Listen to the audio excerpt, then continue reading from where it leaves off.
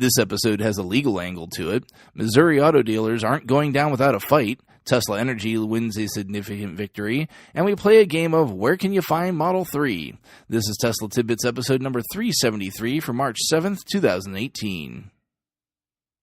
We start the day at Electrek, where, as we know, those pesky auto dealers don't give up easily, and they don't necessarily play fair either.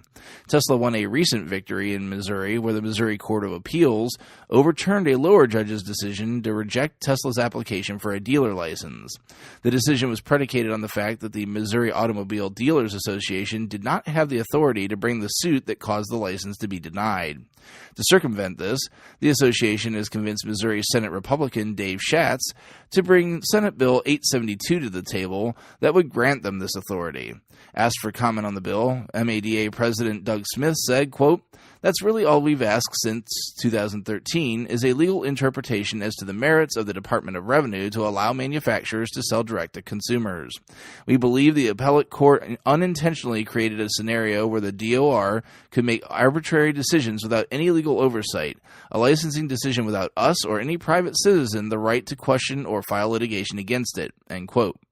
Tesla, of course, had its own comment saying, quote, "Despite the legislature and the courts both rejecting the Missouri Auto Dealers Association's position in the past, the dealers continue to attack consumer choice by trying to force Tesla from selling its cars direct to residents. Tesla wants to continue to invest and grow jobs in Missouri while giving consumers the choice to buy the car they love. The proposed legislation is again anti-competitive and monopolistic, and Tesla will continue to fight for the rights of consumers and the many jobs that it has created in the state," end quote.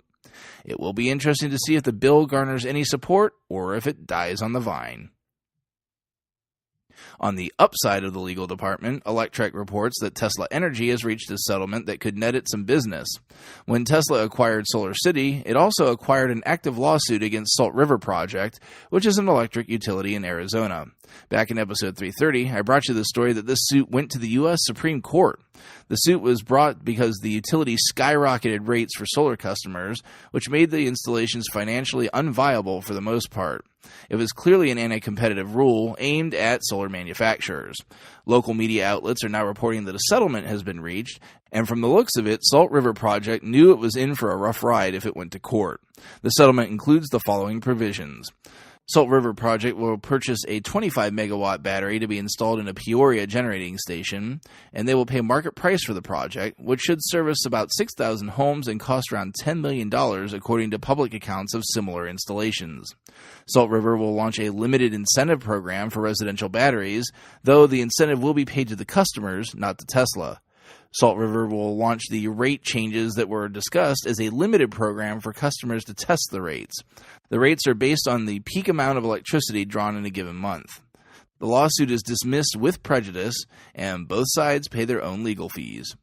It's a huge win for solar in one of the sunniest states in the U.S., and hopefully the victory spurs more solar adoption in the state.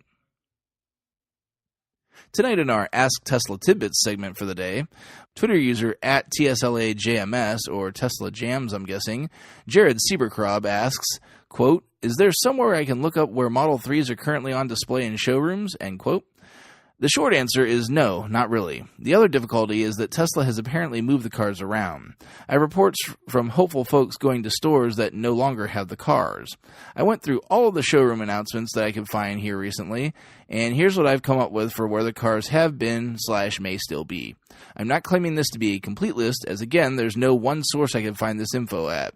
Anyone that's seen the cars at a store local to them or can confirm a car no longer in the list, feel free to write in and I will report the update. Obviously, the further back the report, the less reliable this may be. Firstly, in the U.S., reported on March 6th, we have Cool Springs, Nashville, Tennessee. In Canada, we both reported on March 2nd, we have the Yorkdale store in Toronto and on the West 4th Avenue store in Vancouver.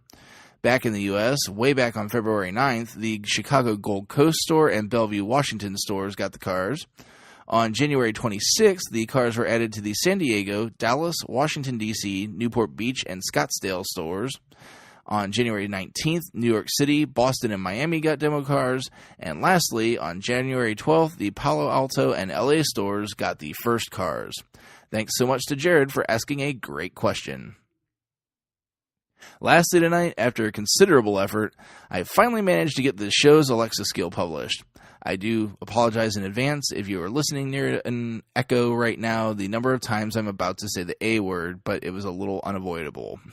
Amazon is really strict about trademarks, and so after many fits and starts, I managed to get the word Tesla either removed or otherwise qualified as an unofficial show in the show's name, RSS feed, and my developer name.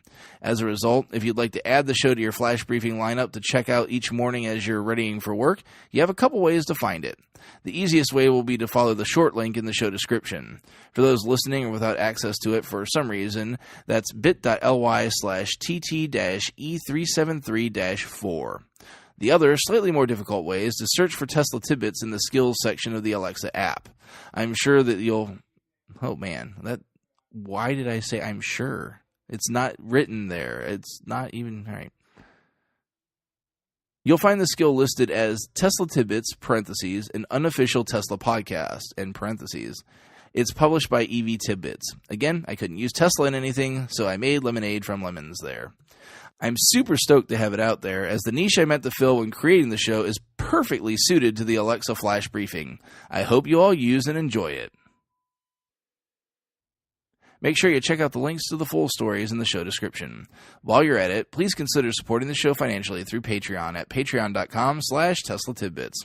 As always, thanks to wonderful super patrons John Waltar, Drew Schuyler, John Waller, Mark and Sarah Thomas, Ryan Scarborough, Lee Sweet, William Henry Crew III, Dorian Steve Guberman, Bruno Kundici, John Rich, Joey Boots, Ralph and Cheryl Waterhouse, Adam Raymer Brown, Megawatt Photovoltaic Development, Todd Sullivan, Robert Healy, and Mitch Long for supporting the show at the $10 plus level. If you can't support with dollars, be sure to show your love with positive reviews and subscriptions on YouTube, iTunes, and other services across the internet. And by the way, that Alexa skill, I'd also definitely appreciate some reviews there if you all start using it. That's it for today. If you have feedback for me, the best way to be heard, as you heard earlier, is to tweet at Tesla Tidbits and use the hashtag AskTeslaTidbits if you'd like your question to be considered for the show. I'll see everyone back here again tomorrow. Until then, keep it charged and hit the road.